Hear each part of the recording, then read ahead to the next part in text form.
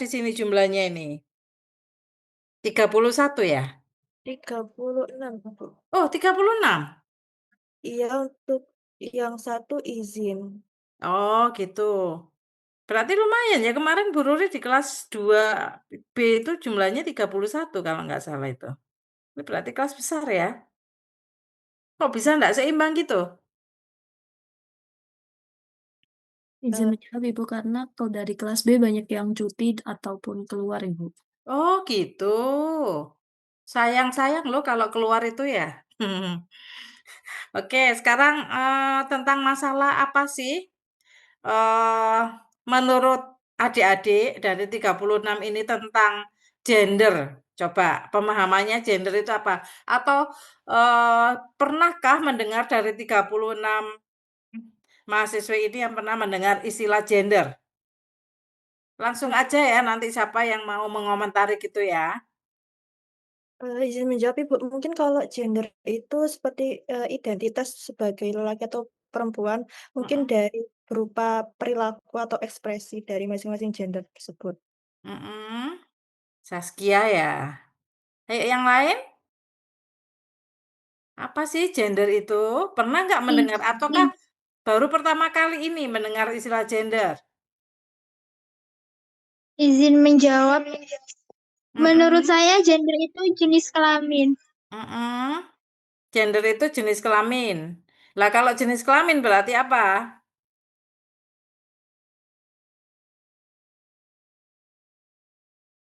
Yuk yang lain? Izin menjawab, Ibu. Mhm. Apa Mbak? Menurut Siapa? Bella?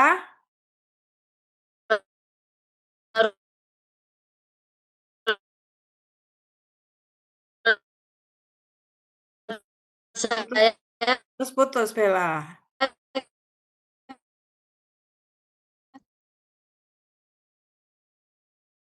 gender itu perbedaan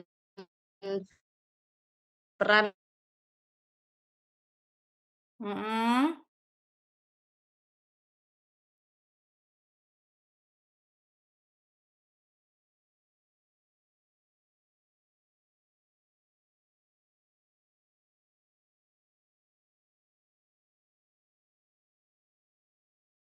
Ulia?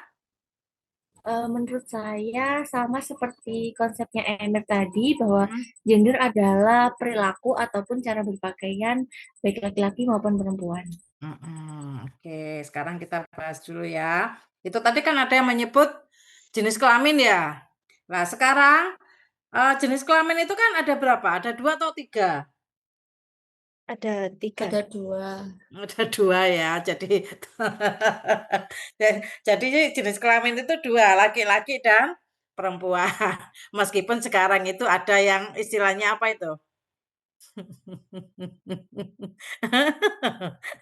Yang menyebutkan 3 tadi itu loh. Ayo yang Banci, ketiga apa Bu. tadi? Banci, Bu. Wajib. Ya itu kan perilaku ya. Kalau sudah begitu berarti kan, ada apa namanya, ada suatu kesalahan ya. Kesalahan mungkin pola asuh atau mungkin pengaruh lingkungan ya, seperti itu. Jadi jenis kelamin itu adalah, Tuhan atau Allah menciptakan manusia itu, sesuai dengan kodratnya yaitu jenis kelamin perempuan dan laki-laki. Coba sekarang kalian kan, apa namanya, di kebidanan ya. Ini saya jelaskan dulu bahwa Bu Ruri ini bukan orang kebidanan dan bukan orang kesehatan, tetapi Bu Ruri ini basicnya itu adalah seorang guru gitu ya, jadi guru matematika gitu.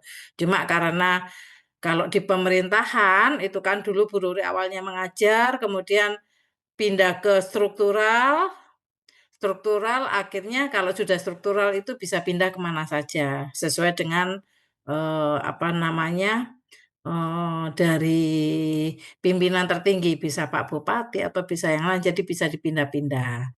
Sehingga akhirnya Bu Ruri sekarang ada di tetap berurusan dengan anak, ada di Dinas Pemberdayaan Perempuan dan Perlindungan Anak. Jadi kalau berurusan dengan kesehatan atau kebidanan, kalian lebih memahami dibandingkan Bu Ruri. Ya, karena kan kalian sudah masuk di semester 4, artinya selama 3 semester, selama 18 bulan sudah membahas materi-materi kan gitu. Baik itu mungkin juga sudah langsung praktek ya. Sudah praktek ini, apa namanya, persalinan, membantu persalinan? Izin Izin menjawab menjawab belum, Ibu, di Oh, semester belum ini, ya? Ibu. Semester berapa? Semester ini nanti di bulan April, Ibu. Oh, berarti langsung ini ya, prakteknya magang di rumah sakit? Izin Di menjawab di klinik? PMB, Ibu. Oh, gitu. Ya wis, jadi nanti kalau jangan tanya dari awal ini Bu Ruri menyampaikan ya, jangan tanya masalah tentang ilmu kesehatan atau ilmu kebidanan, karena sekalian lebih tahu kan begitu kan? Udah, tadi jenis kelamin. Dilihat dari jenis kelamin, apa sih yang membedakan antara perempuan dan laki-laki?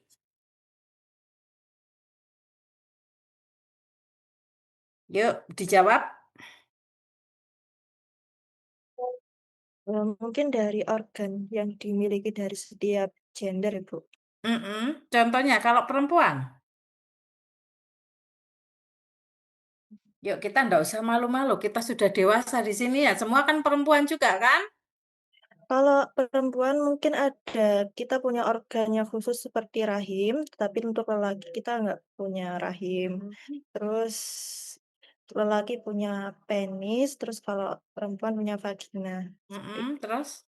Lalu untuk perempuan punya kelenjar payudara, tetapi lelaki tidak. Mhm. Terus yang Seperti lain? Izin menambahkan, Ibu, Ya, kalau laki-laki yang menghamili, perempuan itu yang hamil. ya yang dihamili gitu ya. Ada menghamili dan dihamili kan itu ya. Terus apa lagi? Ayo. Izin menambahkan, Ibu. Ya. Untuk sifat itu perempuan lebih feminim, sedangkan laki-laki lebih maskulin. Terus? Izin menambahkan, Ibu, lalu untuk perilaku, perempuan lebih cenderung banyak ngobrolnya daripada laki-laki. Terus? Izin menambahkan, Ibu, perempuan mengalami menstruasi setiap bulannya, sedangkan lelaki tidak. Tidak. Terus apa lagi? Ayo, apa yang kalian ketahui? Bu Ruri ingin menggali sebanyak-banyaknya.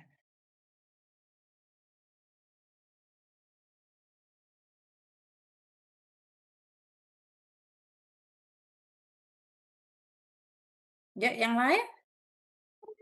Izin menjawab, Ibu. Mungkin kalau Ya. laki-laki cenderung lebih pemikir, kalau perempuan itu cenderung lebih sensitif terhadap perasaannya sendiri. Oh gitu. Baik, kita bahas ya. Nah, di kedua,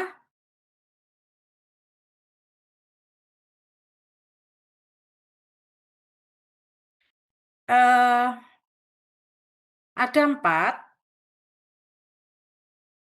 pengalaman, permasalahan, aspirasi, dan kebutuhan. Coba dilihat antara gambar laki-laki dan perempuan, bagaimana seseorang perempuan dan laki-laki itu dengan pengalaman yang sama, apakah dia mempunyai konsep yang sama? Misalkan pengalaman seseorang pergi, eee, pengalaman misalkan pergi ke pantai gitu kan. Apakah, contohnya aja, siapa ini, Nadifa. Nadifa sama pacarnya, sudah punya pacar? Misalkan berdua ya, berdua ke pantai, kemudian pengalamannya sama-sama mengalami hal yang sama, misalkan kehujanan pas waktu perjalanan naik motor, kemudian apa namanya, Nadifa di belakang, pacarnya di depan, kan gitu. Artinya sepanjang perjalanan dari pantai dari Malang ke Balikambang mengalami hal yang sama. Lah kalau dilihat dari pengalaman, Recording in progress. apakah antara Nadifa dengan pacarnya kalau ditanya Bu Ruri, apakah akan menjawab hal yang sama? Mungkin Nadifa, "Oh seru di sana tadi Bu, begini begini begini," kan begitu kan. Tapi mungkin pacarnya, "Biasa tuh, waduh Bu kehujanan Bu, anu semakin seru karena saya bisa memeluk erat pacar saya, kan begitu. Gitu kan. Jadi pengalaman antara seseorang cara pandang, pengalaman itu antara perempuan dan laki-laki itu berbeda. Kemudian juga permasalahan. Dengan permasalahan seseorang antara laki-laki dan perempuan apakah sama? Misalkan suami istri yang baru menikah dan mempunyai anak. Nah, kemudian anaknya jatuh. Itu kan juga masalah kan? Nah, apa yang dihadapi oleh perempuan ibu dan bapak ini akan sama. Mungkin kalau seorang ibu anaknya jatuh, kegores atau mungkin apa namanya beset kan gitu ya bahasa Jawanya itu, mungkin istrinya sudah panik kan begitu. Sudah panik, "Ayo nak cepet dibawa ke dokter, begini." Tapi mungkin seorang bapak menganggap permasalahan ini, "Aduh sudah biarkan aja, biar anak ini menjadi anak laki-laki yang tangguh, tidak nangisan. Biarkan saja jatuh," kan begitu. Sama juga aspirasi. Aspirasi ini adalah berbeda juga antara aspirasi seorang perempuan dan seorang laki-laki. Begitu juga kebutuhan. Mungkin seseorang yang baru menikah, antara laki-laki dan perempuan, suami istri, kebutuhan itu mungkin tidak sama. Misalkan gini, oh setelah menikah, mungkin suaminya bilang, harus beli rumah dulu. Sedangkan kalau istrinya, "Ojo Pak, jangan Mas, jangan beli rumah dulu, beli mobil, aku pingin beli mobil, senang-senang jalan sama anak-anak dulu. Mungkin kalau nanti rumah sih kita tinggal aja di rumah orang tua dulu," kan begitu kan. Nah itu. Lah, antara pengalaman, permasalahan, aspirasi, kebutuhan antara perempuan dan laki-laki itu berbeda, ini yang harus nanti dijadikan pertimbangan. Bagaimana di dalam menyusun suatu perencanaan dan penganggaran di dalam pembangunan. Pembangunan itu nanti kan juga macam-macam. Pembangunan di dalam keluarga, membentuk suatu keluarga, pembangunan oleh mungkin pemerintah desa, pembangunan juga mungkin di mana ini, di pemerintah kabupaten atau kota, ataukah juga pembangunan di tingkat pusat, gitu. Kok jangankan perbedaan perempuan dan laki-laki, antara perempuan satu dengan perempuan yang lain aja juga berbeda, kan begitu ya? Nah itu. Nah, kembali lagi dari sini ada pertanyaan, jadi kita interaktif ya, kalau memang, eee, ada yang kurang jelas bisa langsung bertanya ya. Enggak, Ibu. Sementara di sini ada yang ditanyakan? Sepertinya belum, Ibu. Belum ya? Oke, kembali lagi. Nah, ini. Antara laki-laki dan perempuan. Tadi kalau ciri laki-laki dan perempuan yang merupakan ciptaan sudah dari sononya bahwa perempuan itu adalah memiliki payudara. Perempuan bisa menstruasi, kan gitu ya. Terus perempuan melahirkan, perempuan menyusui, kan begitu. Kemudian kalau laki-laki punya jakun, kemudian laki-laki menghamili, laki-laki punya penis, perempuan punya vagina. Ini kan tidak bisa ditukar ya. Kecuali kalau tadi tanda kutip tadi yang ketiga, ada perilaku yang menyimpang, bahwa kayak Lucita Maya kan gitu kan, dia kodratnya itu adalah laki-laki, tetapi perilakunya menyimpang, dia kepingin menjadi seorang perempuan, akhirnya semua organ tubuhnya dioperasi, kan gitu ya. Berarti transfer Ada yang bocor ini? kamu kalau dari Mas Kim ini, oh ya aku tambahan itu nenek disisain lu sama juga. Berarti transfer tak bisa. Ya, kalau ada bocor nanti mengganggu ya, jadi Bu Ruri diam dulu ya. Ya, jadi kecuali kalau perilaku menyimpang, kita di sini tidak membahas suatu perilaku yang menyimpang. Nah, seperti Lucita Maya itu kan sudah melawan kodrat ya. Itu kodratnya seorang laki-laki, tapi dia ingin menjadi seorang perempuan, semua dirubah. Mulai dari wajah, kemudian juga apa namanya? Organ vitalnya, ya toh? Dia dirubah. Nah, inilah yang dikatakan sebagai jenis kelamin. Jadi jenis kelamin itu adalah apakah bisa ditukar? Ditukar dengan sendirinya loh ya, kan tidak kan? Kalau perempuan ya sudah, dia punya payudara. Laki-laki enggak mungkin dia bisa menyusui, kan begitu? Laki-laki enggak mungkin bisa menstruasi. Laki-laki enggak mungkin bisa hamil, kan begitu? Meskipun Lucita Maya aja dia sudah berubah menjadi perempuan, apakah dia bisa hamil? Enggak kan, gitu kan. Nah, inilah yang dikatakan sebagai jenis kelamin. Jadi jenis kelamin itu adalah merupakan, apa namanya, ciptaan Tuhan secara kodrati yang tidak dapat dirubah sampai kapanpun. Dari sini paham? Jawab banget. Ya, jadi mulai Paham, Ibu. kenapa? Sudah paham, Sudah Ibu. paham ya. Nah, kemudian berbicara tentang peran. Tadi kan ada yang bilang, kalau perempuan itu lebih apa tadi itu? Siapa tadi yang nyampaikan itu? Perempuan feminis, laki-laki maskulin. Maskulin, Ibu. Kemudian perempuan apalagi tadi itu? Lebih dia menggunakan apa tadi itu?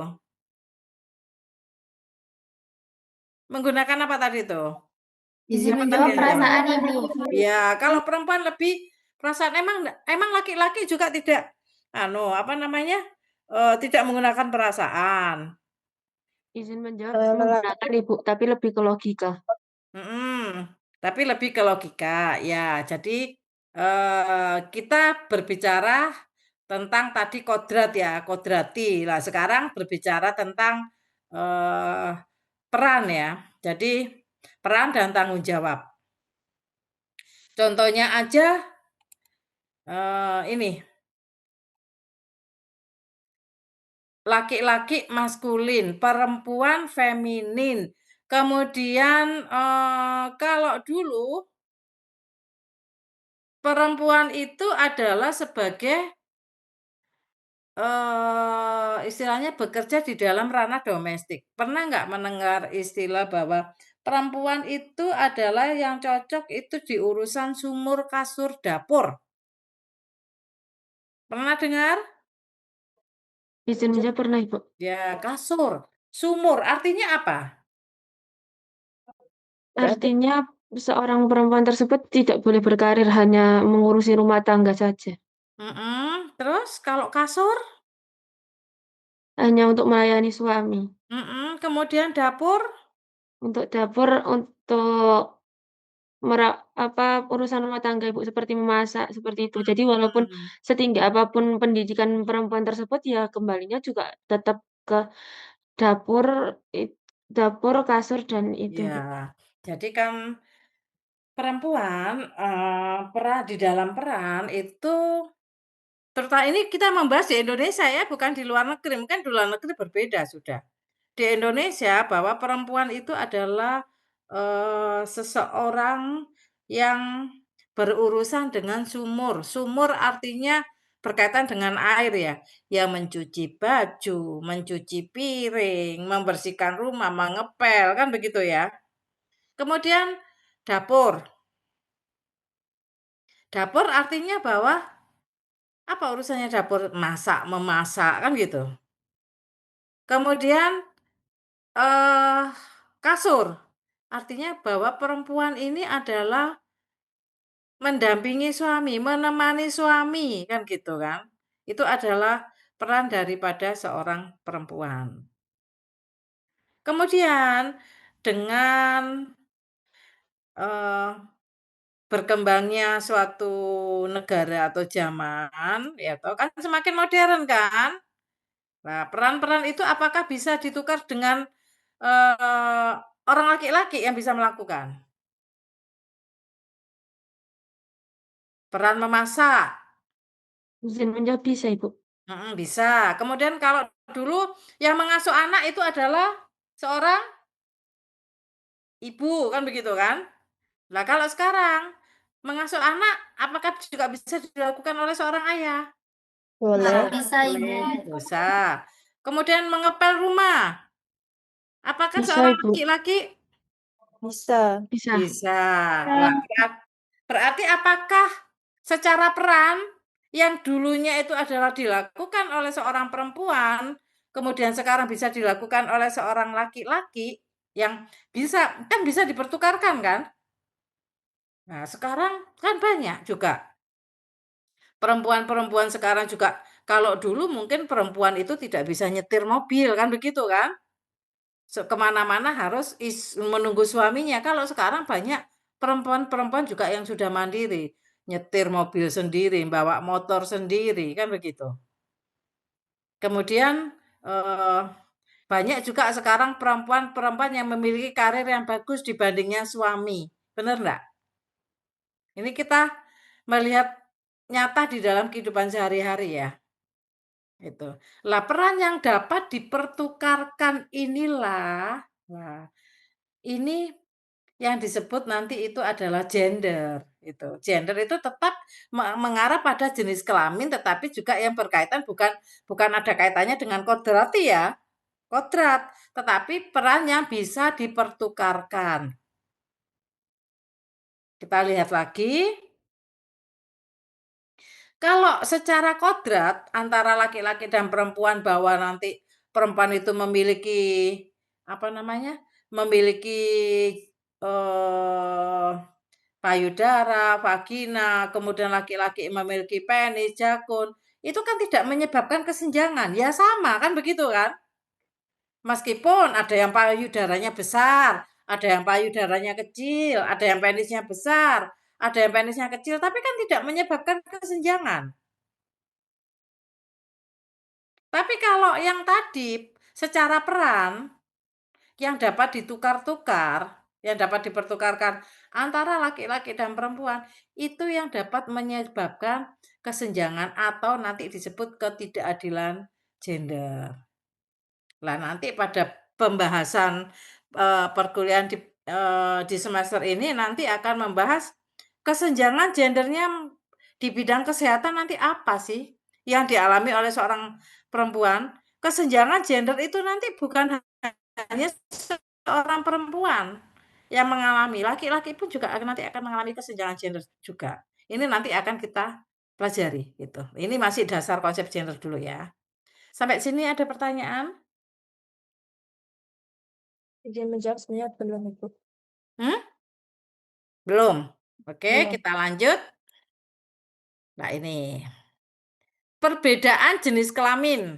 Ada 3 di sini. Ada perbedaan jenis kelamin, perbedaan gender, dan menimbulkan ketidakadilan gender. Perbedaan jenis kelamin tadi kan sudah dibahas ya. Perempuan punya payudara, rahim, vagina, menstruasi, melahirkan. Laki-laki punya jakun, punya testis, sperma, penis, menghamili. Nah ini. Nah sekarang kalau perbedaan gender yang tadi Bu Ruri sudah sampaikan atau mungkin juga sudah disinggung tadi. Oh perempuan itu lebih teliti. Cocoknya hanya di bidang sekretaris. Cocoknya di bidang cocoknya hanya di bendahara.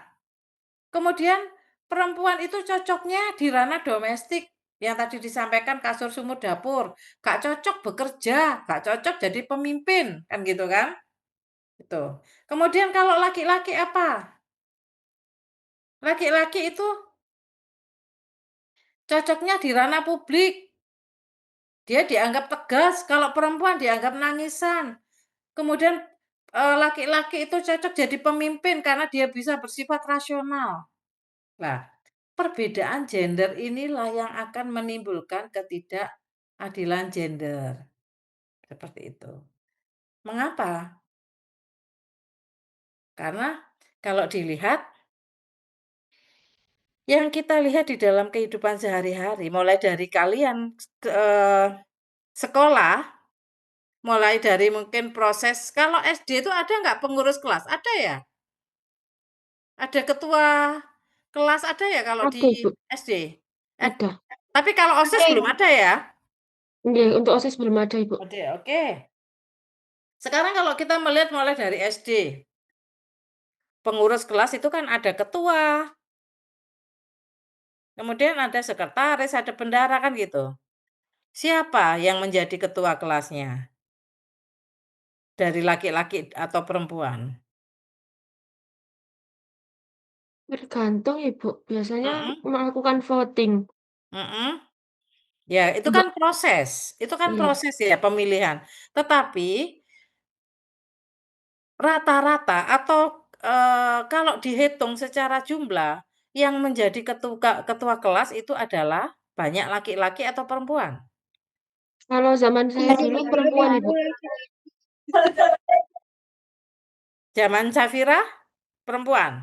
Iya, Udah perempuan. Kalau yang lain izin menjawab laki-laki ibu. laki-laki. Ya, jadi kan, kalau sudah banyak perempuan, artinya bahwa itu sudah berhasil itu nanti gitu, untuk masalah kesetaraan gendernya. Tetapi kalau kita lihat bukan hanya itu kan hanya contoh sebagian kecil aja. Contohnya aja di dalam lingkungan, eee, di tingkat desa, RT, RW, kepala desa. Kalau lurah itu dia dijabat oleh seorang pegawai negeri, tapi kalau kepala desa, RT, RW kan berdasarkan pemilihan. Tetapi secara jumlah lebih banyak mana? Laki-laki atau perempuan? Pasti laki-laki, kan begitu ya. Kemudian kalau dilihat dari sekretaris atau bendahara, pasti di situ banyak perempuan. Perempuan. Iya, gitu. Karena dianggap apa?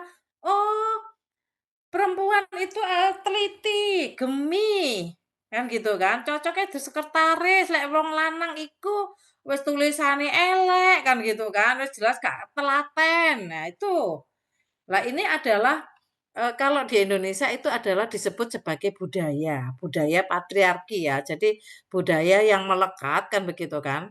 Lek wong wedok iku nangisan. Jadi ya apa carane mimpin dadi ketua kelas wong dhek nangisan cengeng kok kan begitu kan. Lek ana masalah ya apa ngurusinya kan begitu.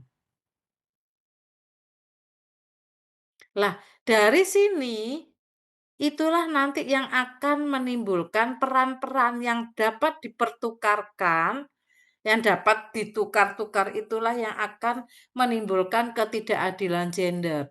Dari ketidakadilan gender nanti akan menimbulkan suatu ketimpangan gender atau tidak setara, seperti itu.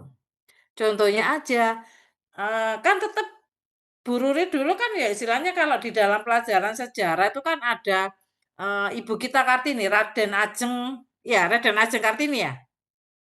Kalau adik-adik di sini pernah nggak itu, mendengar itu? Nggih, Ibu. Ya, ya artinya bahwa kehidupan Raden Ajeng Kartini di zaman itu boleh sekolah apa tidak Izin perempuan? jawab dan jawab tidak boleh. tidak. Tidak ibu.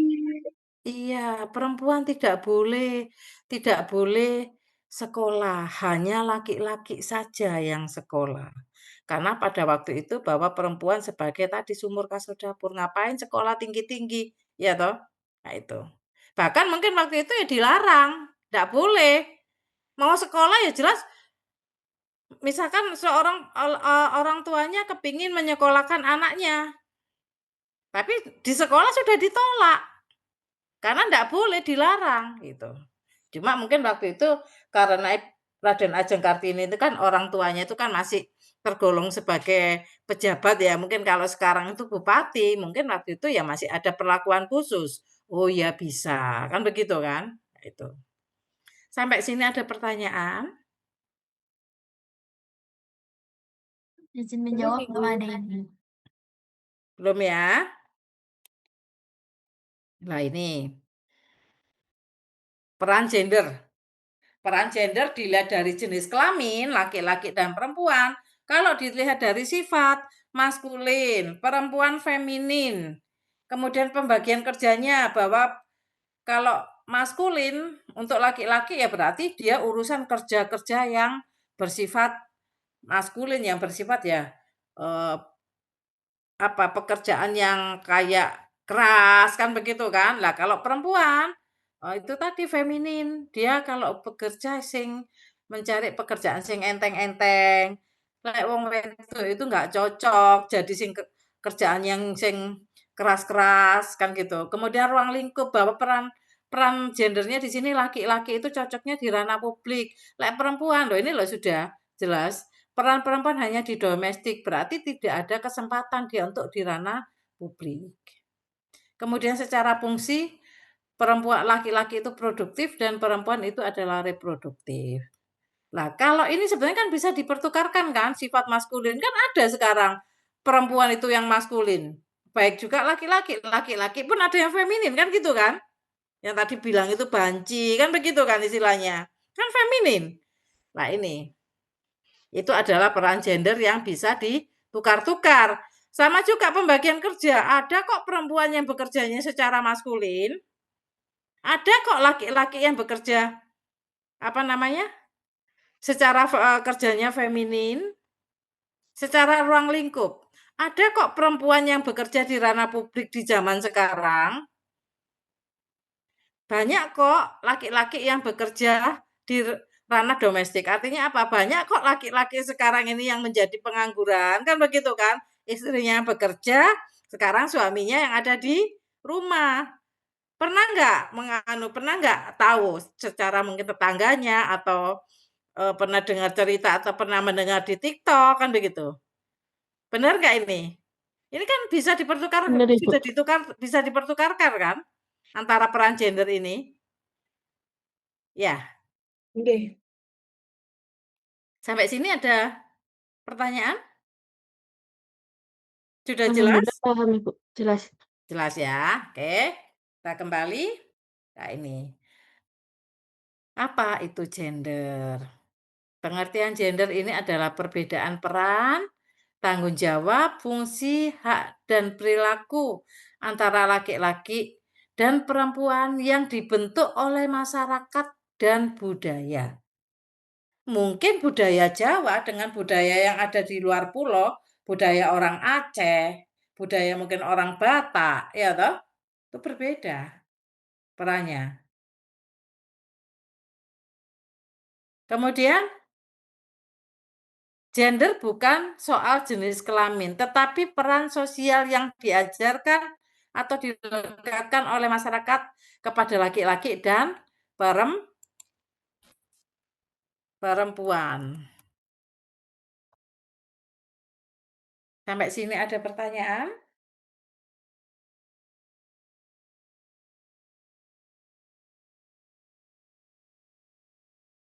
Paham, Ibu.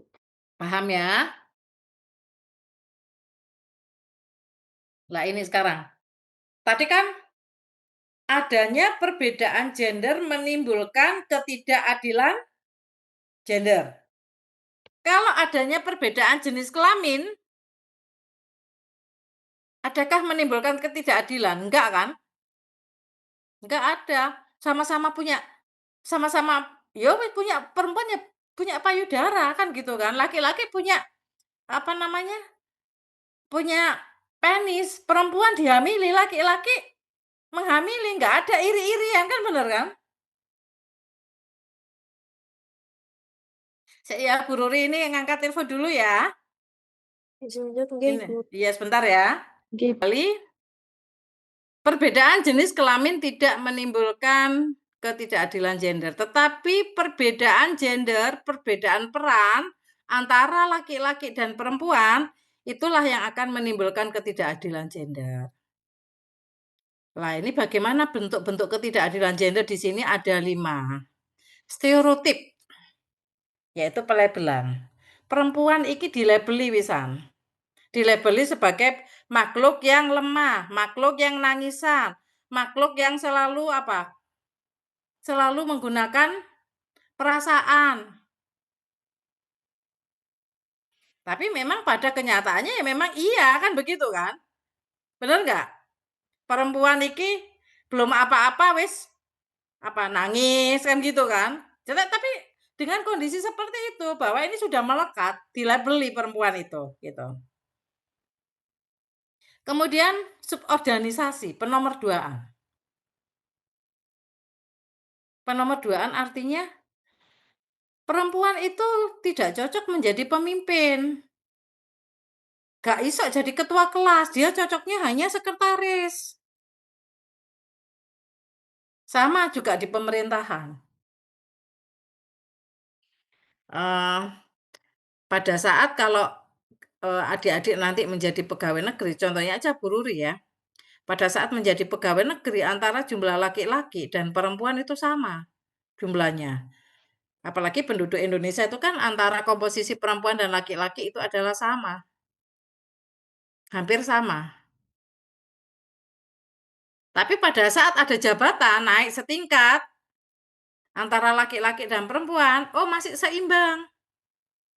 Hampir seimbang. Tetapi naik jabatan lagi ke tingkat selanjutnya, berkurang lagi. Perempuannya lebih sedikit. Naik jabatan lagi ke atas.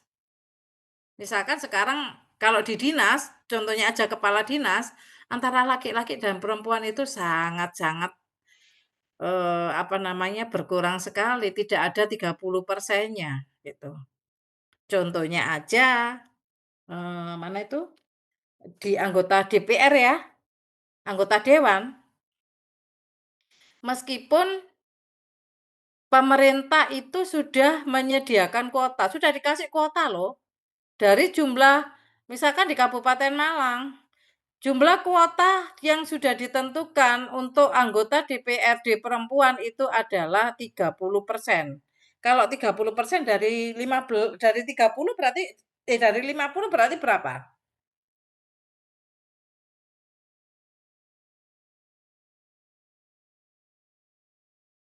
Ngantuk.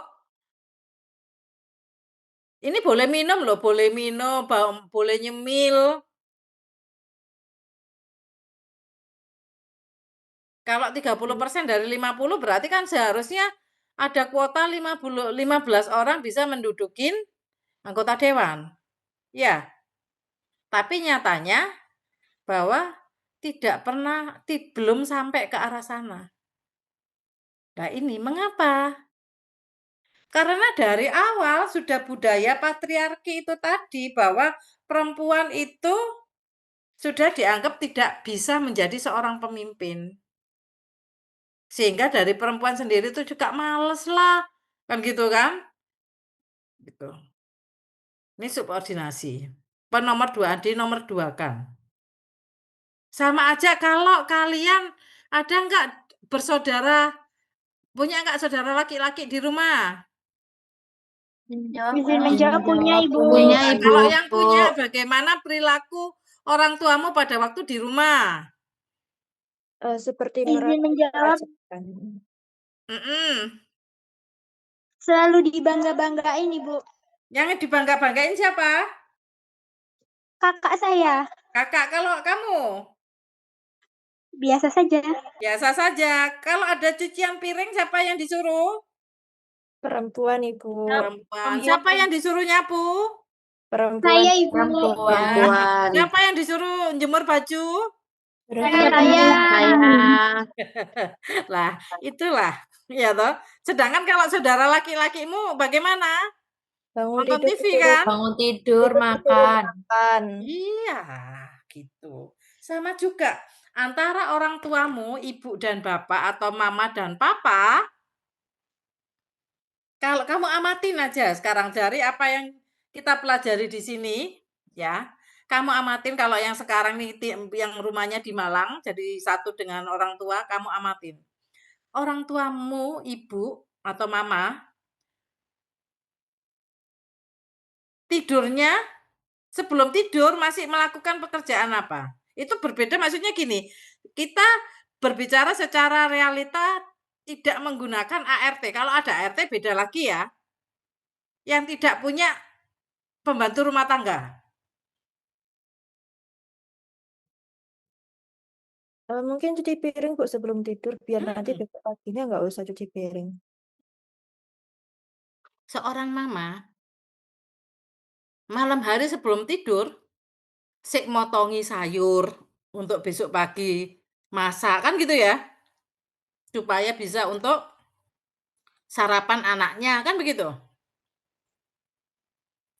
Kemudian masih sempat juga membuatkan teh atau kopi. atau juga cemilan bagi anak-anaknya. Benar apa enggak? Betul. Ya, tapi untuk seorang ayah atau papa, kalau sudah di rumah ngapain? Izin Iya, menjawab tidur, Ibu. Iya, tidur atau lihat TV sebelah wis ono teh, ono roti kan begitu kan?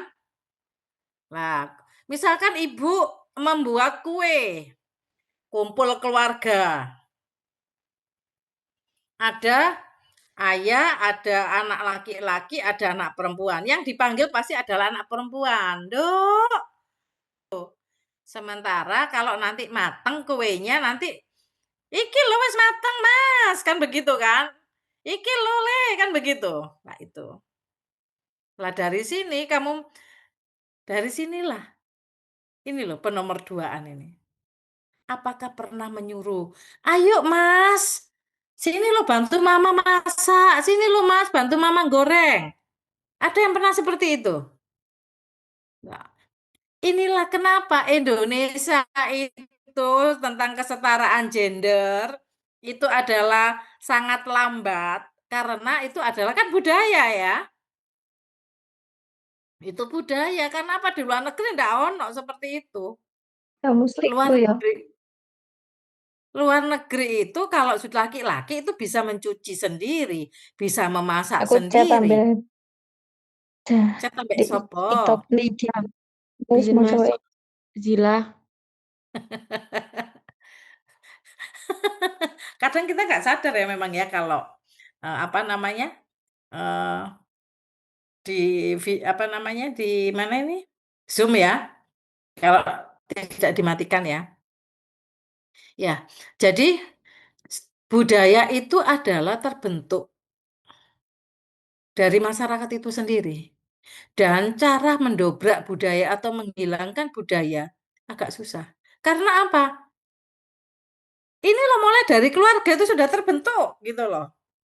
Makanya nanti adik-adik, kalau Bu Ruri kebetulan cuma anak satu ya, jadi perempuan, jadi tidak bisa membentuk supaya laki-laki itu juga dia bisa berperan, nanti membantu orang tua itu tidak bisa karena cuma punya anak satu. Nanti kalau adik-adik di sini sudah berumah tangga, kan pasti kan nanti di sini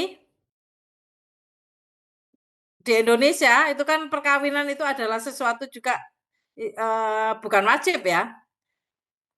Eh, apa namanya perempuan dan laki-laki menikah untuk mendapatkan keturunan kan begitu ya. Nah, itu. Bukan hanya kebutuhan seks saja. Nanti kalau sudah punya keluarga dan punya anak, jangan diperlakukan untuk mencapai kesetaraan gender. Mulailah dengan keluarga, dari keluarga. Membentuk anak laki-laki, menyapu pun ayo diberi tugas. Memasak pun juga. Diajak ke pasar juga. Kalau dulu bahwa ada istilah wong lanang iku ojo sampai ngerti regone lombok. Pernah dengar? Enggak pernah dengar. Iya, kalau di zamannya Bu Ruri, oh, lek duwe bojo ojo sampe dijak nang pasar, ojo sampe blonjo dhewe. Blaen kok iso-iso engko blonjone dhewe iki dikeki apa namanya? Uang belanja iku dikeki soalnya ngerti hitung-hitungan, ngerti regone ayam, ngerti regone tempe, gitu. Itu yang terjadi. Coba kamu tanyakan pada ibu ya, pada mama papamu, gitu. Gitu. Nah, biarkan aja gitu. Kalau nanti adik-adik punya suami, biarkan saja, ayo ikut ke pasar gitu. Untuk apa? Ya supaya juga jangan menganggap bahwa pekerjaan belanja dan sebagainya itu adalah urusan seorang ibu. Apalagi nanti kalau adik-adik bekerja menjadi seorang bidan, kemudian juga sudah berkeluarga, punya anak, semua ada di mana? Tanggung oleh seorang perempuan, inilah nanti yang menjadi double burden ini. Beban ganda. Paham di sini? Paham, Ibu. Iya. laki-laki dan perempuan startnya sama, larinya sama. Tapi perempuan masih digandoli. Misalkan sama-sama berkarir ya, berkarir di kantor, ya gitu. Kalau bidan saya kenapa tidak bisa memberi contoh karirnya seorang bidan laki-laki? Karena kan enggak ada ya bidan laki-laki ya. Ayo, hah? Ada nggak seorang bidan tuh laki-laki? Tidak ada, Ibu. Kenapa? Coba Bu Nuri pengen tahu kenapa sih bidan tuh kok cuma hanya perempuan ya? Karena menurut saya begini, Bu, kan kan bidan itu urusannya dengan perempuan, mayoritas pasiennya adalah perempuan. Ya walaupun bidan juga mengurus tentang kayak anak laki-laki seperti apa, kemudian fertilitas pada laki-laki seperti apa. Cuman kan kebanyakan pasiennya juga perempuan. Jadi kalau seumpama bidannya laki-laki dengan pasiennya perempuan, mungkin kalau di Indonesia agak sedikit tabu ya Ibu, walaupun emang banyak kayak dokter kandungan itu juga banyak yang cowok, tapi kan kebanyakan perawatnya atau asisten dari dokter kandungan sendiri tuh cewek gitu, Ibu. Dan banyak orang Indonesia yang lebih percaya ke bidan atau lebih lebih memilih ke bidan karena sama-sama perempuannya. Jadi mereka lebih enak untuk mengutarakan apa yang mereka rasakan, seperti itu, Ibu. Ya. Jadi kalau dilihat dari gender kan gitu ya. Kalau dilihat dari profesi, perempuan tadi loh, perempuan dianggap sebagai feminin kan gitu kan. Sama juga guru kan.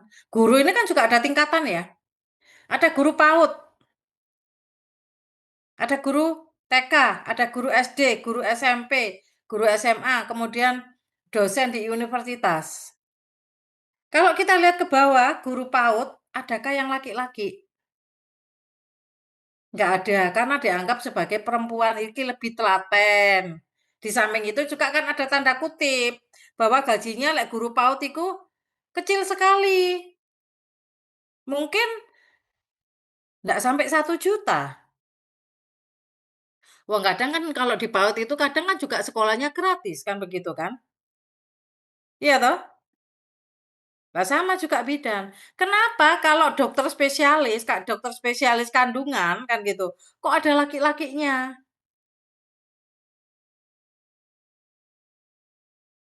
Padahal kan sama-sama melayani persalinan kan? Antara bidan dan dokter spesialis kandungan. Iya. Nah, ini sebetulnya juga ya ada kaitannya juga ketidaksetaraan gender dalam hal profesi. Cuma kembali lagi bahwa laki-laki itu adalah dianggap sebagai pencari nafkah. Nah, ini loh, tanggung jawab ini. Laki-laki adalah dianggap sebagai pencari nafkah utama dan perempuan itu adalah cuma sebagai pencari nafkah tambahan. Sehingga kalau dikaitkan dengan urusan masalah gaji atau salary, kalau untuk guru PAUD laki-laki yang cuma gajinya 1 juta, bagaimana dia bisa untuk menanggung biaya hidup keluarganya? Itu sebenarnya kalau secara logika ya. Ya sama juga, kenapa laki-laki itu tidak tertarik pada kebidanan? Mungkin Bu Ruri karena tadi yang saya sampaikan tidak ngerti ilmu kebidanan kan begitu kan? Karena dianggap sebagai waduh, merasa bahwa laki-laki waduh malah menolong orang apa namanya? Ibu-ibu melahirkan, kemudian apa namanya bahasanya kalau anu rogo-rogo, owok-owok apa rogo-rogo ya? Iya. Tapi kan juga sama. Dokter laki-laki kan juga gitu kalau apa namanya iya. Kan juga memasukkan kan gitu kan. Kalau orang hamil itu untuk dokter spesialis kan gitu. Cuman kembali lagi kalau dilihat dari pencarian, penghasilan, nah, bidan dengan dokter spesialis lebih besar mana? Dokter Iya spesialis. kan gitu kan. Nah itu sehingga mungkin tidak dilirik karena dari segi penghasilan sama juga dengan guru. Guru tidak dilirik karena dia penghasilannya kecil. Nah, kalau guru SD atau guru TK, selama dia masih jabatannya dia menjadi seorang pegawai negeri, dia masih sama antara laki-laki dan perempuan. Nyantai ya, jadi sama aja di kelas, kalau mau minum ya minum, kalau ngantuk ya gitu. Sampai sini ada pertanyaan? Tadi Ibu sudah mohon ya? maaf, izin bertanya. Iya, Tadi kan Ibu sempat menyinggung kalau kita nanti pada waktu udah jadi orang tua, tidak boleh memperlakukan anak perempuan dengan anak laki-laki berbeda. Tetapi kalau seumpama ya Ibu, kita sudah memperlakukan anak laki-laki dengan anak perempuan itu sama. Tetapi dari pihak orang tua kita atau nenek-neneknya itu kayak kok kok malah sing lanang dikongkoni kayak gitu. Maksudnya dari orang tua itu mengekang. Itu Ibu ada saran nggak buat kita itu harus bagaimana? Jadi kalau menurut sarannya ibu ya, kalian jangan tinggal dekat sama orang tua. Harus pisah. Jangan tinggal di pondok orang tua indah atau pondok mertua indah.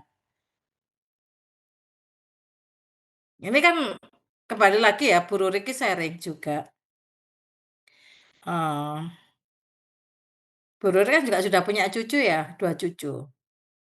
Tapi Bu Ruri enggak pernah untuk apa namanya, ikut campur di dalam pengasuhan, pola pengasuhan dari cuma Bu Ruri ngamatin aja. Oh, tak amatin. Jadi supaya anak ini terbentuknya juga satu arah. Kalau misalkan nanti eh apa namanya, nenek ikut juga mengasuh, pasti nanti dia lebih menyayangi cucu.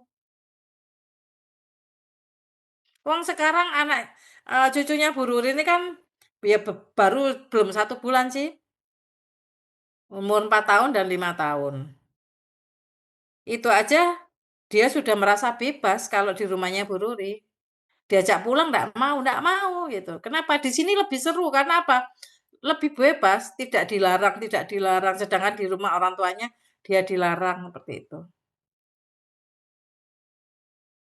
Ya, jadi sarannya seperti itu.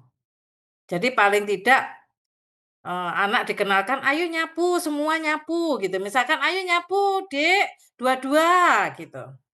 Atau berbagi tugas. Mungkin yang kakak yang perempuan ditugasi bantu mamanya cuci piring. Kalau yang laki mungkin bantu sapu, seperti itu. Ya, semoga aja dari apa namanya, adik-adik mahasiswa di sini nanti karena apa? Indonesia untuk tercapai kesetaraan gender, pengaruh utamaan gender ini dimulai terlepas daripada zamannya Ibu kita Kartini ya. Tapi secara regulasi itu sudah dimulai zamannya presidennya Gus Dur tahun 2000. Artinya sudah berapa lama? Sekarang 2026 awal ya, berarti kan sudah 25 tahun. Tetapi keberhasilan kesetaraan gender di Indonesia itu masih belum. Masih jauh tertinggal dengan negara-negara lain, terutama negara-negara di barat ya, seperti itu. Negara Eropa atau Australia kan begitu kan. Itu. Karena apa? Karena Indonesia ini masih kegandolan budaya itu tadi loh. Kalau untuk mendobrak menghilangkan budaya ini kan angel toh. Contohnya aja di Batak.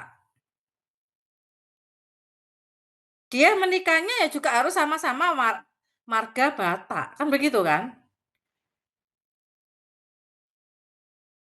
Kalau berbeda Jawa, kalau Jawa sudah merdeka kan gitu kan. Nah, ini budaya ini. Kemudian untuk ketidakadilan gender selanjutnya yaitu violence atau kekerasan. Nah, kekerasan antara perempuan dan laki-laki, kita tidak berbicara anak karena di sini berbicara tentang jenis kelamin. Banyak dialami oleh siapa kekerasan? Izin menjawab perempuan, Ibu. Iya, perempuan. Baik apakah itu kekerasan fisik, kekerasan psikis, karena apa? Pada dasarnya itu tadi perempuan dianggap lemah. Ya toh? Sehingga sedikit-sedikit mungkin ya dibentak, itu kan juga kekerasan. Di dalam rumah tangga yang juga banyak mengalami kekerasan gitu loh. Meskipun pernahkah mendengar bahwa kekerasan itu juga dialami oleh seorang laki-laki? Pernah ada kan begitu kan? Ada, tapi kan tidak sebanyak apa yang dialami oleh perempuan. Itu. Oke. Kemudian ini marginalisasi yang terakhir, yang kelima. Meminggiran atau tidak diberi ruang sama sekali. Perempuan tidak diberi ruang untuk menduduki jabatan strategis. Perempuan tidak boleh apa ini, atau mungkin anak disabilitas tidak boleh di sekolah normal, padahal arek pinter. Ini. Dari kelima ini, adakah yang ditanyakan?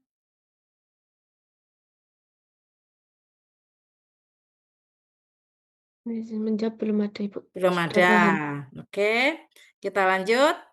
Nah, ini. Bentuk-bentuk ketidakadilan gender sudah ya. Ini, subordinasi adalah sikap merendahkan posisi status sosial kan gitu. Kemudian marginalisasi, peminggiran gitu kan. Beban berlebihan, beban ganda. Ini secara tidak sadar atau secara langsung perempuan ini ada di beban ganda kok. Sama-sama bekerja. Seorang laki-laki dan perempuan sama-sama menjadi pegawai bank misalkan ya gitu. Sedangkan di bank yang sama, berangkatnya sama. Tetapi apa yang terjadi? Ini dengan konteks Bu Ruri berbicara tidak ada pembantu. Perempuan masih pagi masih memandikan anaknya. Kemudian masih masak.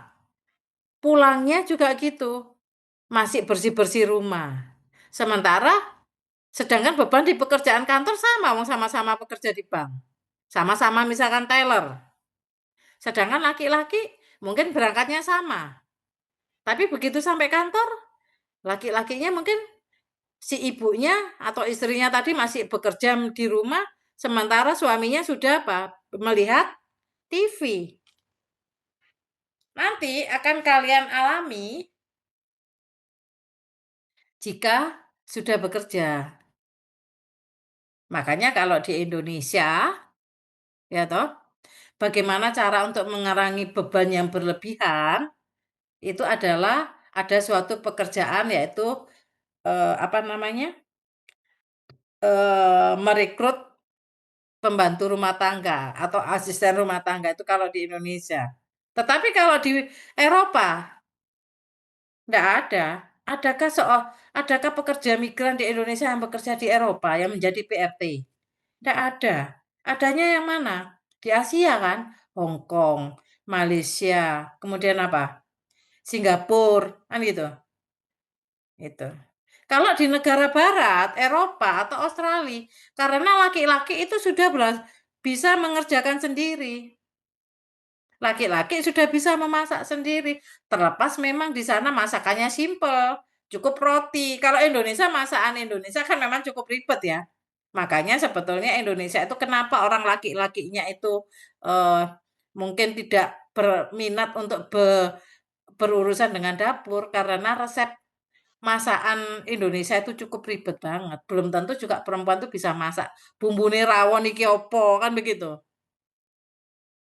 Kalau dulu Bu Ruri, kalau sekarang kan sudah banyak bumbu instan ya. Ada rawon, tinggal ke pasar tuku bumbune kok tinggal ditambahi bram. Kalau sih kurang sedep tambahi lagi dulekno brambang, bawang kan gitu kan. Itu kalau dulu zamannya Bu Ruri. Nggak ada, dia harus dihafalkan. Iki bumbune apa ya? Dia bumbune apa? Kadang, Bu, iki bumbune apa, Bu? Gitu. Kalau orang dulu bumbu itu menghafal kan gitu. Oke. Nah ini. Perbedaan laki-laki antara laki-laki dan perempuan dalam hal akses, penguasaan sumber daya, kesempatan, tanggung jawab, dan kegiatan-kegiatan yang dilaksanakan itu adalah menimbulkan isu gender. Nah, tadi itu adalah konsep gender, konsep jenis kelamin, gender, kemudian dari perbedaan gender menimbulkan apa tadi? Ketidakadilan gender. Dari ketidakadilan gender menimbulkan isu-isu gender. Nah, bingung nggak di sini? Nggak. Nah, sekarang kita bahas. Apa sih isu-isu gender? Nggak ini. Kita lihat. Menurut data di BPS, jumlah penduduk Indonesia di tahun 2024 adalah 281,6 juta dengan komposisi laki-laki dan perempuan. Berarti kan hampir sama ya? Hampir sama antara jumlah laki-laki dan perempuan. Cuma di sini laki-lakinya lebih banyak sedikit. Kemudian dari jumlah perempuan 139,5 juta, ini adalah komposisinya laki kalau dibagi 50%-nya itu perempuan di usia produktif. Artinya usia produktif ini usia yang dia bisa berkarya. Lah kalau semua perempuan 51,5%, artinya bahwa berarti berapa juta? 60 berapa? 60 kalau 140 kan berarti 70, anggap aja 140 ya. Berarti kalau perempuan di Indonesia 70 juta ini dia berkarya, itu adalah merupakan potensi, merupakan aset bagi Indonesia. Makanya kalau ada suatu slogan, perempuan berdaya, pernah nggak mendengar? Perempuan berdaya Indonesia maju. Ini memang benar. Karena adalah kalau perempuan-perempuan ini semua berkarya, berdaya, maka akan tercapai nanti kesetaraan gender. Cuma sekarang permasalahannya banyak perempuan-perempuan yang setelah menikah, dia sebelum menikah dia bekerja, tetapi setelah menikah dia apa? Dia berhenti.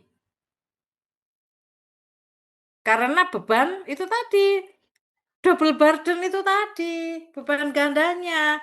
Waduh, wis ngurusi rumah tangga, kemudian punya anak, bingung. Dan itu pun juga dialami sendiri oleh anaknya Bu Ruri. Anaknya Bu Ruri ini cuma satu, Bu Ruri menyekolahkan sudah sampai S2.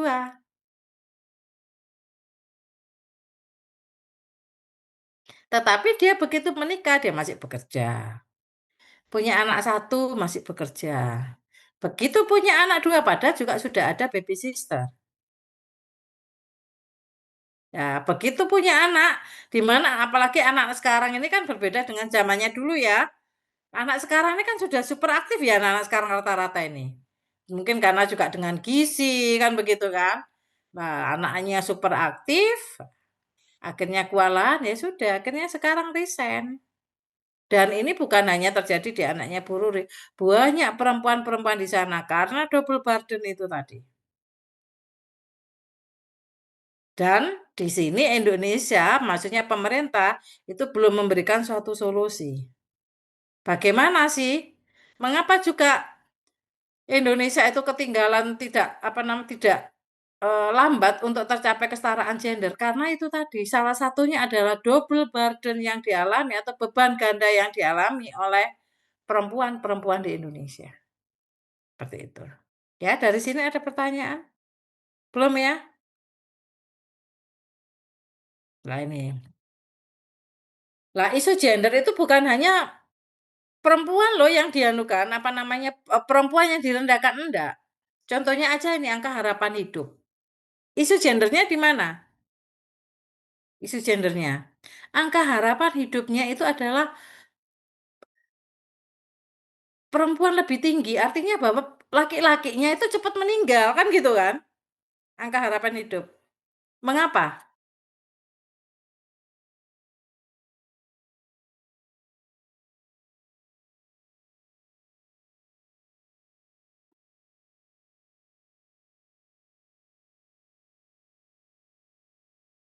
Kenapa angka harapan antara kan adik-adik ini kan sekolah di kesehatan, kebidanan, mengapa? antara perempuan dan laki-laki itu yang cepat meninggal itu kok laki-laki. Angka harapan hidupnya mungkin perempuan bisa lebih sampai usia 80, di atas 70, tetapi laki-laki usia 60 sudah banyak yang meninggal gitu. Karena lelaki belum bisa menjaga gaya hidupnya dengan sehat dibanding perempuan, karena lelaki mungkin ada yang merokok, jadi lebih cepat meninggalnya. Terus yang lain? Kok senyum-senyum Emira? Ini ontong ya Bu Ruri ini. Nggak bisa kalian lihat ya, padahal Bu Ruri ini nyambi makan ini.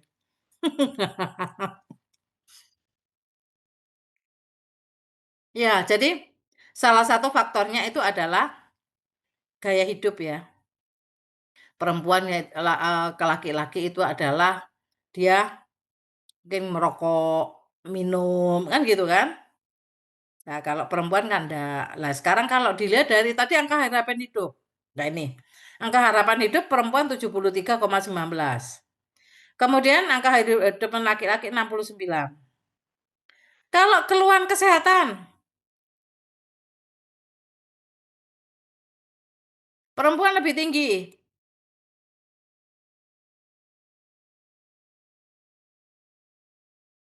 Benar apa enggak? Laki-lakinya, perempuannya 32,58, laki-lakinya 29,36. Benar enggak statement ini? Benar, Ibu. Karena apa? Karena perempuan tuh gampang terkena penyakit.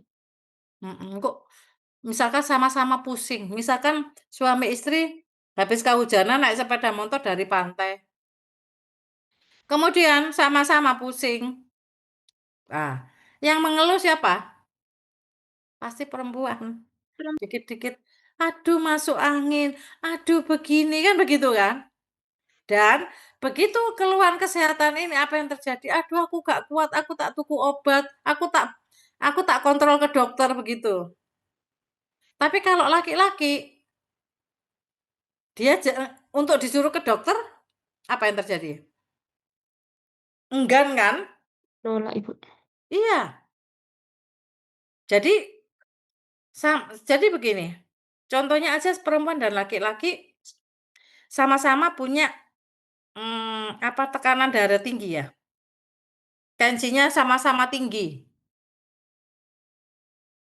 Tapi karena perempuan ini angka keluhan kesehatannya dia lebih tinggi, sehingga dia kalau merasa tensinya tinggi sedikit, merasa pusing, akhirnya dia kontrol ke dokter, akhirnya kan diberi obat sama dokter nih. Minum obat. Lah begitu suaminya, dia tidak dirasa, masih pusing ya tidak dirasa. Lah tahu-tahu tiba-tiba tensinya sudah tinggi, ya toh? Terus kemudian pembuluh darahnya pecah. Akhirnya kan dia cepat meninggal, kan begitu kan? Nah, ini dampaknya. Karena angka keluhan kesehatan perempuan tinggi, maka di sini menyebabkan angka harapan hidupnya juga lebih tinggi. Nah, kemudian isu kesehatan yang lain, bidang kesehatan lain bahwa angka kematian ibu untuk AKI di Indonesia juga berada pada tingkat ke-8 ini di ASEAN ya. Berarti masih cukup tinggi.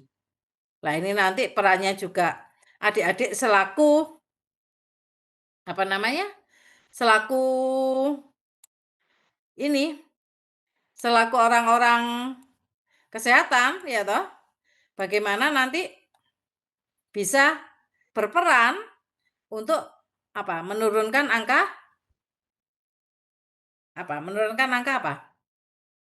untuk AKI ya, seperti itu. Kemudian juga di sini stunting di Indonesia juga cukup tinggi, itu di bidang kesehatan. Terlepas daripada itu nanti bahwa angka stunting itu juga sudah diintervensi baik itu dari pemerintah pusat sampai langsung ke pemerintah daerah. Kemudian rata-rata lama sekolah. Kalau diperhatikan antara perempuan dan laki-laki, rata-rata lama sekolahnya itu adalah laki-laki yang lebih lama dibandingkan seorang perempuan. Mengapa seperti ini? Karena izin jawab ya, Bu. Mhm, Beberapa untuk perempuan itu kan anak gadis ya, jadi biasanya ada beberapa keluarga yang mungkin ekonominya kurang stabil atau mungkin ekonominya kurang cukup untuk pendidikan yang tinggi. Nah, biasanya untuk mencegah seperti itu dikawinkan. Seperti mhm. Terus yang lain? Izin Ayo masuk dari Ibu, tadi kok cuma izin 1, 2 orang aja, yang lain mana? izin menambahkan Ibu. Mhm, Kalau menurut saya, mungkin beberapa orang ada yang berpendapat yang cewek itu lebih rendah amal sekolahnya. Tapi kalau dipikir lagi Bu, kalau zaman sekarang, yang dilihat ini sepertinya lebih tinggi yang cewek yang lama sekolah. mmm, Kenapa? Karena kalau cowok sekarang itu, dia untuk masalah pendidikan dia kurang rajin Ibu. Terus ditambah pergaulan zaman sekarang seperti itu, akhirnya mungkin karena kena kasus atau di DO atau bagaimana, akhirnya tidak sekolah. Kalau mhm, enggak, karena dia merasa anak cowok, terus memiliki beban tanggung jawab yang besar dengan keluarganya, kemudian mhm, keluarganya yang kehidupannya ibaratnya tidak mampu, akhirnya dia memutuskan untuk tidak sekolah karena dia berpikiran takut menjadi beban untuk orang tuanya, akhirnya dia mhm, memilih untuk bekerja, seperti itu, ya, Ibu. mhm. Iya, jadi kalau dilihat dari rata-rata lama sekolah, kita melihat banyak faktor ya. Kalau, bagi, misalkan kehidupan di pedesaan kan gitu kan, eee, kalau di tingkat apa, di pedesaan itu kan masih ada anggapan bahwa lelapo anak sekolah anakku misalkan punya 2 anak nih dengan kondisi perekonomian yang pas-pasan. Kita tidak membahas bahwa semua serba ada ya, ekonomi pas-pasan. Maka pasti di sini yang didulukan adalah anak laki-laki dulu. Karena dia tadi bahwa secara konstruksi budaya bahwa laki-laki itu adalah pencari nafkah. Jadi mending anak laki-laki tak sekolahno dulu sampai selesai, tak sekuliahkan. Tetapi mungkin kalau anak perempuan, lah lapo sih sekolah dhuwur-dhuwur, cukup ae SMA, wong kok tak kuliahnya lho ujung-ujungnya rabi. Lah wis rabi kok gak kerja. Nah, seperti itu. Karena budaya itu masih ada, melekat seperti itu. Berbeda mungkin kalau di perkotaan ya, kalau di perkotaan sekarang ini kalau dilihat ya memang banyak perempuannya sekarang yang lebih apa, karena banyak perempuannya kan gitu kan, apalagi kalau di Poltekkes ya banyak perempuannya kan begitu yang sekolah ya, gitu. Kemudian kalau dilihat dari segi pendidikan sudah, isu gender apalagi. Nah ini, isu gender di bidang kesehatan, HIV. Nih, HIV untuk seorang perempuan, sorry, ini kok kepencet lagi Bu Ruri. Nah ini, ibu rumah tangga kelompok tertinggi kedua yang menderita HIV. Mengapa di sini? Izin menjawab Ibu karena kebanyakan laki-laki sering main sana sini. Iya, karena perempuan ini juga tidak menyadari, perempuannya ibunya di rumah, dia tidak tahu apa-apa, kemudian lakinya tadi main sana sini dia tidak tahu, kemudian juga dilihat dari tadi bahwa angka keluhan kesehatan meskipun suaminya sakit kan gitu kan, dia merasakan sakit, dia tidak cerita, diempet padahal dia sudah apa, sudah ada virus HIV. Coba kalau dia, menyadari bahwa apa namanya, mengeluh tentang kesehatan mungkin akan terdeteksi lebih awal, kan begitu ya? Hubungannya kan ke arah sana. Oke, sampai sini ada pertanyaan? Belum ada Ibu.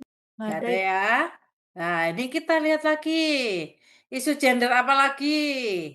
Nah ini isu gender. Jadi isu gender itu bukan berarti terus perempuan yang apa namanya, primpain yang menjadi apa ya, yang ada di bawah terus enggak gitu loh. Contoh ini, rata-rata pengeluaran per kapita. Kalau dipikir-pikir kan loh perempuan itu loh Bu, lebih boros Bu. Dia akeh karepe Bu, seneng belanja online. Loh ternyata ini menurut sensus loh BPS, pengeluaran per kapita laki-laki itu lebih banyak, 15,5 juta per tahun. Kemudian perempuan itu 9 juta per tahun. Nah, nggak sadar kan kalian? Ini Bu Ruri juga kaget gitu. Berarti kan yang secara mungkin perempuan dia pengeluarannya lebih banyak, maksudnya karepe akeh. Sing belanja, beli baju. Mungkin apa namanya? Ke salon. Terus apalagi beli sepatu, beli kosmetik kan gitu. Tapi ini ternyata laki-laki, meskipun laki-laki itu mungkin belanjanya ndak ketok, tetapi begitu dia satu kali belanja, ngentekno duit banyak. Mungkin jajan di luar, mungkin juga tadi ya macem-macem. Mungkin jajan bukan mungkin jajan perempuan, kan begitu kan? Itu. Kemudian ditinjau dari tingkat partisipasi angkatan kerja. Ini Nah, ini perempuan yang di bawah tingkat partisipasi angkatan kerja. Dan tingkat partisipasi angkatan kerja laki-laki lebih banyak karena dianggap bahwa perempuan laki-laki itu adalah sebagai pencari nafkah utama dan perempuan sebagai pencari nafkah tambahan. Sehingga di sini tingkat partisipasi angkatan kerjanya masih 50%. Padahal untuk mewujudkan kesetaraan gender ini harus tinggi perempuan ini.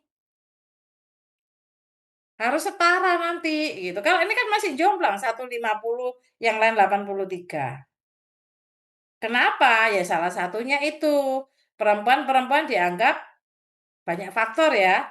Double burden, kemudian mungkin sekolahnya juga cukup SMA, dia tidak punya kesempatan untuk kuliah gitu. Oke, sampai sini ada pertanyaan? Kemudian ditinjau dari bencana. Kalau terjadi bencana atau tanah longsor atau banjir, siapa yang merasakan dampaknya antara perempuan dan laki-laki? Perempuan. Iya, perempuan.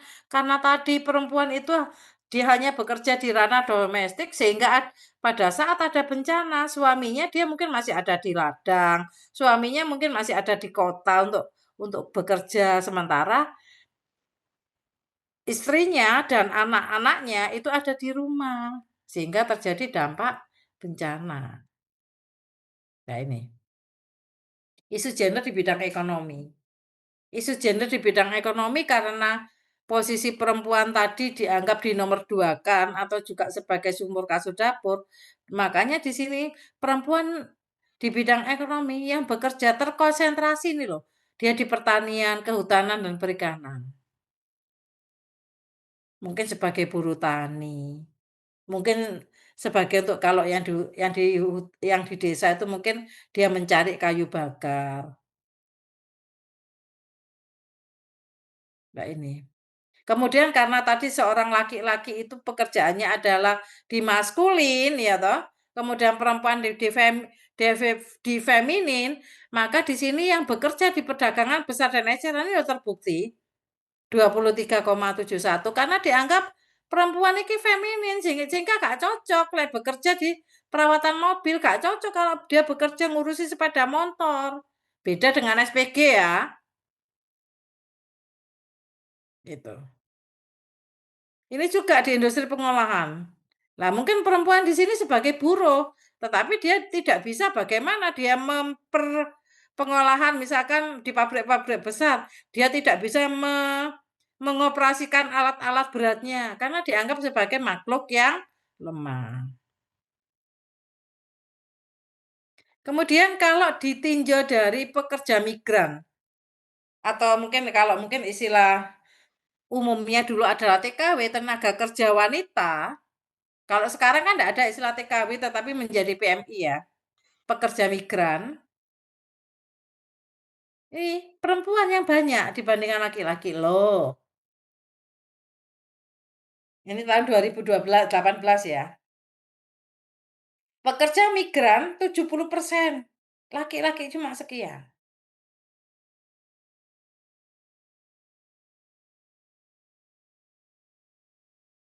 Karena dianggap sebagai, oh pekerja migran itu artinya kan berurusan dengan rumah tangga kan pasti?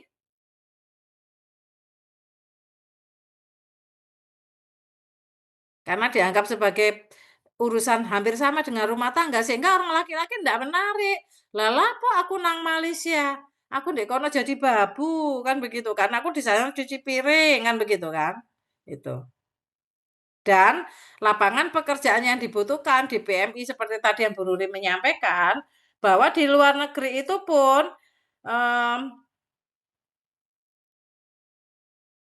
untuk pekerjaan-pekerjaan yang dilempar ke Indonesia itu memang adalah sebagai pembantu rumah tangga atau asisten rumah tangga.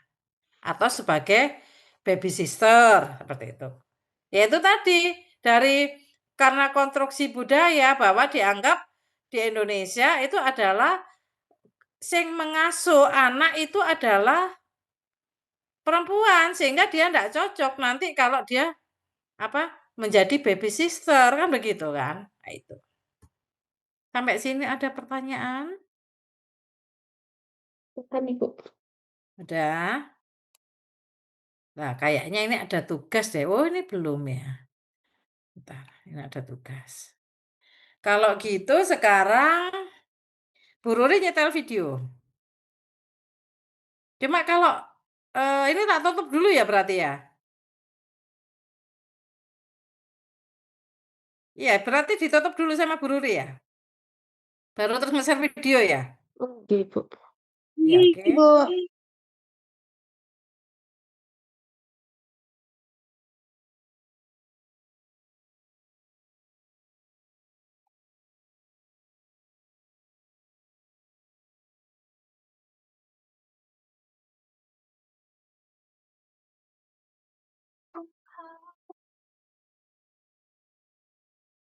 Beda sama zaman dulu, rasanya saat ini perempuan dan laki-laki udah Dengar gak ya? serasa lagi kesenjangan ya. Semuanya rasanya baik-baik aja. Kayaknya semua punya kesempatan yang sama dan setara. Tapi faktanya kalau dilihat dari jumlah pemimpin negara dunia, menteri-menteri di Indonesia, posisi karir dalam pekerjaan, kesenjangan nyatanya masih ada. Itu bikin satu pertanyaan besar yang kita punya saat ini. Apakah kesetaraan itu jadi ilusi semata? Tapi daripada cowok yang bicara, perempuan aja yang bersuara. Oke, terima kasih kok bisa. Bisa dibilang ya, kesetaraan ini mungkin belum dirasain sama semua perempuan. Kita setara, tapi belum merata. Itu ditunjukin sama penelitian yang bilang Indonesia di posisi 85 dari 149 negara soal kesenjangan gender. Artinya, perempuan-perempuan di Indonesia masih ngadepin banyak masalah yang bikin mereka belum bisa benar-benar punya kesempatan yang sama. Tapi, apakah sebenarnya yang menghambat perempuan untuk memimpin? Masalah besar bisa jadi tentang pernikahan anak yang faktanya 15% anak perempuan di Indonesia menikah di umur kurang dari 18 tahun. Selain itu aja bahaya untuk kesehatan, itu bikin lingkaran kemiskinan semakin gede karena mereka kehilangan hak buat sekolah, bikin kekuatan ekonomi jadi lemah, sampai nantinya terjebak dalam siklus yang sama dan akhirnya nggak bisa lepas dari kemiskinan yang menjerat sejak lama. Itu tentu aja harus dihentikan. Kabar baiknya, pemerintah lagi merancang peraturan yang naikin batas minimal perempuan buat menikah. Oke, tapi kalaupun lepas dari studi, masalah rumit lainnya banyak perempuan hadapi. Dari catcalling di jalanan, kekerasan dalam rumah tangga, sampai pemikiran tradisional yang nempatin perempuan dalam kotak pekerjaan domestik rumah tangga. Cita-cita jadi pemimpin dunia terhalang oleh api dalam tungku yang harus dijaga agar tetap menyala. Meski tentu aja jadi ibu rumah tangga sama mulianya, nyatanya ini bikin perempuan harus milih antara karir atau keluarga. Yang bikin persaingan pun jadi nggak setara. Di sisi lain, lingkungan pekerjaan ngebentuk laki-laki menjadi lebih superior dalam karir. Padahal penelitian nunjukin adanya hubungan erat antara kesejahteraan perempuan dengan tingkat ekonomi suatu negara. Semakin sejahtera kaum hawa, semakin maju ekonomi negaranya. Semua masalah itu nunjukin jalan terjal buat perempuan untuk jadi seorang pemimpin. Pada akhirnya, kita mesti sama-sama melawan. Ada banyak panutan yang berhasil nunjukin kalau perempuan bisa dan mampu memimpin dan jadi pahlawan. Kesempatan pendidikan yang terbuka kayak sekarang juga mesti dimanfaatin buat munculin pemimpin-pemimpin perempuan baru di masa depan. Satu video ini mungkin nggak bisa menjelaskan semua penyebab atau permasalahan yang ada. Tapi mungkin ini saatnya perempuan fokus sama kekuatan, bukan ketakutan. Karena apapun yang kita takutkan, nggak punya kekuatan. Justru sebaliknya, ketakutan kitalah yang memberikan kekuatan. Oke, jadi tugasnya nanti diberi kesempatan Bu Ruri ya, waktu setengah jam. Jadi tolong kamu catat. Tugas yang pertama, Mbak pulpen semua.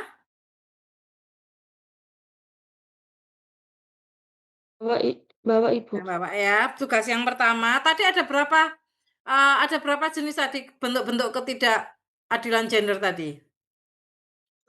Ada 5, Ibu. Ada 5, Ibu. Nah, itu masing-masing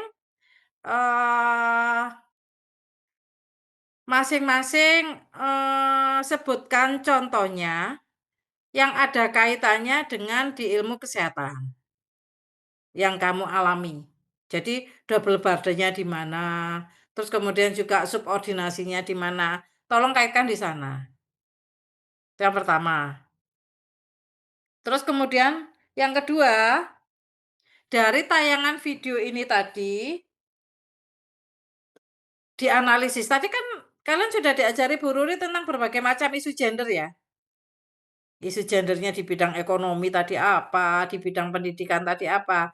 Nah, ini tugasnya ini tolong kamu analisis isu gendernya apa saja dalam tayangan video ini tadi. Itu yang pertama. Kemudian 2, adakah ketimpangan gendernya? Kalau ada, sebutkan ketimpangan gendernya di mana pada tayangan video tadi. Misalkan tadi ditemukan ada 2 isu, misalkan gitu. Nah, ketimpangan gendernya di mana? Kemudian adakah kesetaraan gendernya? Pada masing-masing isu yang ditemukan pada tayangan video. Dikasih waktu berapa menit? 15 menit cukup? Untuk mengerjakan? Bisa menjawab. Izin jawab sepertinya tidak cukup, Ibu. Tidak cukup, Ibu. Tak cukup. Butuh berapa lama? 30 menit.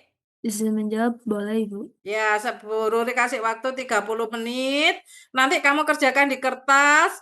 Terus ini nanti dibahas di sini. Nanti Bu Ruri akan ngacak, manggil sesuai dengan absen, kan gitu kan. Kalau kemarin waktu Bu Ruri mengajar di kelas B itu secara kelompok. Tapi kan saat ini kan enggak mungkin secara kelompok ya. Jadi nanti Bu Ruri akan manggil, misalkan Laila, kan gitu kan. Ayo ini, silakan dibaca gitu. Terus nanti hasil dari yang kamu kerjakan sekarang dikumpulkan di hari apa? Ketemu yang kedua. Izin menjawab besok, Ibu. Oh, masa besok? Enggak, Ibu. Oh, gitu. Bu Ruri bukan besok di kelas mana ini B?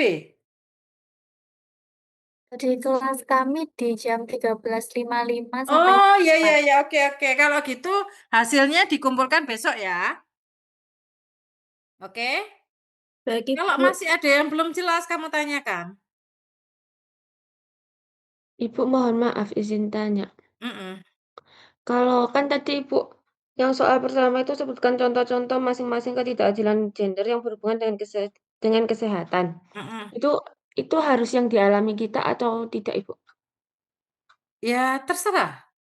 Nggak harus dialami, maksudnya kan dihubungkan dengan kesehatan, contohnya apa? Seperti itu. Oh, Misalkan begini, apa ya? Perempuan itu kalau mau periksa ke mana? Mau periksa ke puskesmas masih harus izin suami. Itu kan juga salah satu bentuk ketidakadilan gender. Nanti dihubungkan di mana-mana.